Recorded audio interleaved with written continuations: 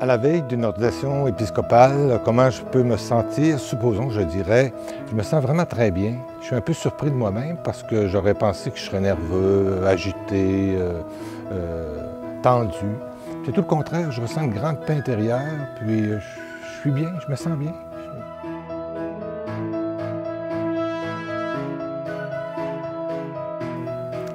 Je suis de retour à Chicoutimi, je suis très heureux, c'est mon diocèse d'origine.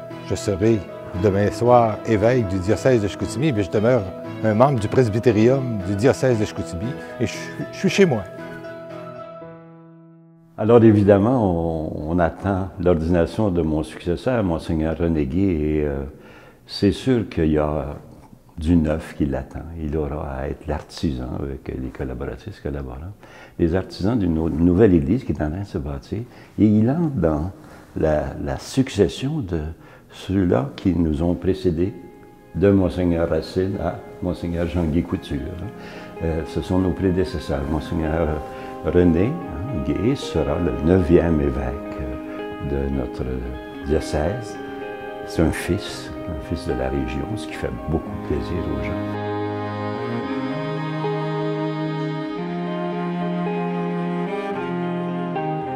C'est tout le défi de la transmission de la foi à toutes les générations. Pas seulement aux jeunes. Souvent, quand on parle de catéchèse, de transmission de la foi, c'est pour les petits-enfants de l'école. Non, c'est aussi leurs parents, puis leurs grands-parents. C'est l'éducation à la foi, la transmission à tous les âges de la vie dans le Québec d'aujourd'hui. Ça, c'est le grand défi qu'il aura relevé en partenariat avec ses confrères évêques du Québec. Dans toute cette atmosphère de changement, l'Esprit Saint est toujours à l'œuvre. Il est toujours, comme on disait autrefois, il n'est pas allé prendre son gouvril. Alors, il est toujours à l'œuvre. Des exemples que je pourrais apporter. D'abord, la naissance d'une prise en charge par les laïcs de leur paroisse, de leur communauté. Ça, c'est nouveau. Autrefois, le modèle, c'était autour du prêtre, ce qui n'est pas mauvais, puis c'est encore nécessaire, mais ce n'est plus le seul artisan de l'animation d'une communauté chrétienne. Alors, nos équipes d'animation locale, voilà, c'est un bel exemple où l'esprit est à l'œuvre.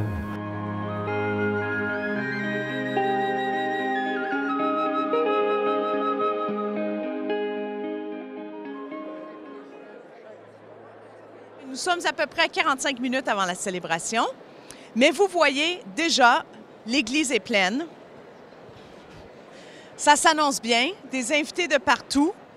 Le jubé se remplit aussi. Une particularité de la célébration ce soir, c'est qu'on a rassemblé une chorale spéciale, 140 choristes de partout dans le diocèse, qui seront tous en haut au deuxième jubé avec l'orgue. Ça va être magnifique.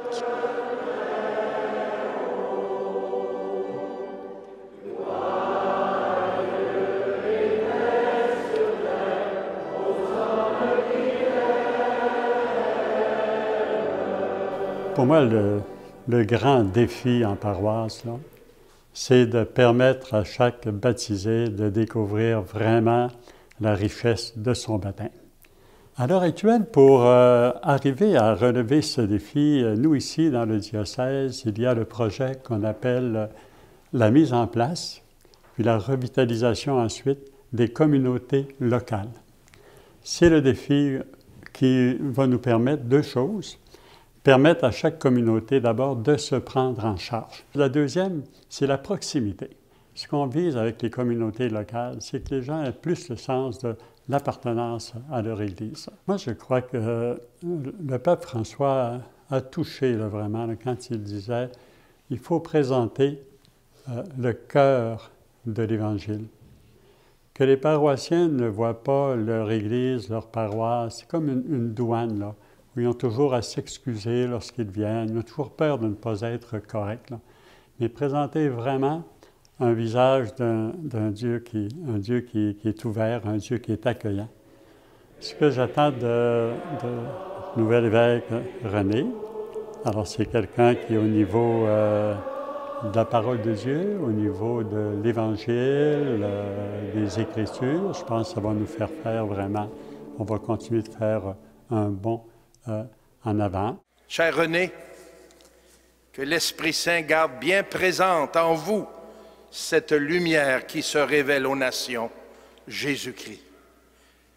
Je le sais que c'est votre plus grand désir de le faire connaître, aimer et servir. Comme le déclare votre devise épiscopale, annoncez la bonne nouvelle aux pauvres. Déjà toute votre vie jusqu'à maintenant, vous l'avez dépensée à vivre cette grande mission. Je reconnais chez Monseigneur René l'homme de prière, un homme de prière. Évidemment, et surtout toute son attention à la parole. On le voit sur ses armoiries, la bonne nouvelle aux pauvres, qui est sa devise. Donc la parole est au cœur. Alors moi, je pense qu'il va tout simplement être à l'aise de poursuivre nos orientations pastorales. Et comme je suis dans son équipe rapprochée, je pense qu'on aura beaucoup de plaisir parce que c'est un homme qui a beaucoup d'humour. Alors je pense qu'il n'en laisse pas passer une. Alors je pense qu'il y a beaucoup de joie qui s'en vient. Puis c'est un homme d'équipe aussi, qui va chercher encore une fois à se laisser conseiller pour prendre des décisions.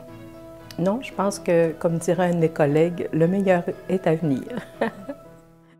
Voulez-vous, avec les prêtres et les diacres, les collaborateurs de votre ministère, prendre soin comme un père du saint peuple de Dieu et le diriger sur le chemin du salut? Oui, je le veux. Voulez-vous intercéder sans relâche auprès de Dieu pour le peuple saint et remplir de façon irréprochable la fonction de grand prêtre et de pasteur? Oui, je le veux avec la grâce de Dieu.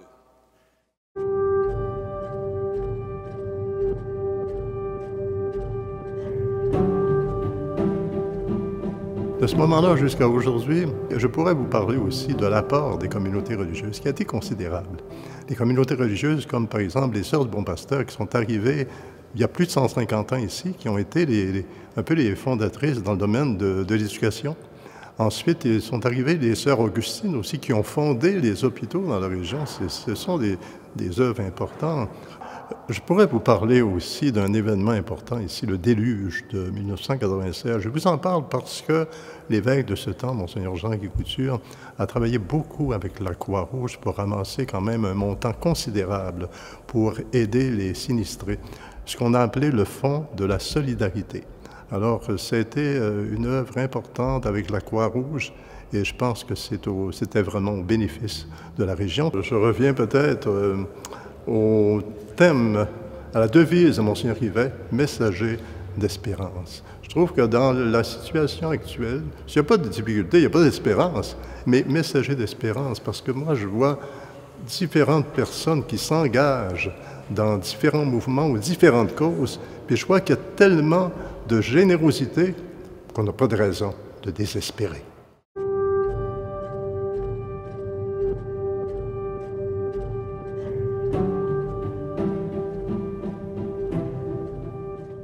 Au cours des 2 dernières années, j'étais aumônier 2 ans et demi à la détention, à l'établissement de détention de Québec. Ce que je ramène de cette expérience, c'est une espèce de grand amour et de grand respect pour toute personne.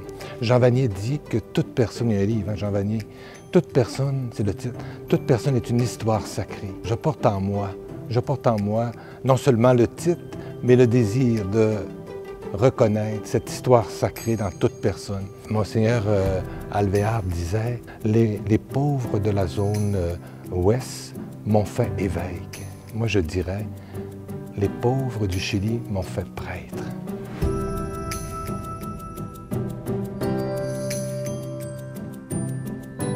Toute ma vie, ça a été une découverte puis un amour fou pour la parole de Dieu. Le sigle « Jésus sauveur des hommes », pour moi, est important parce que ça signifie cette spiritualité ignatienne, mais encore plus le discernement spirituel.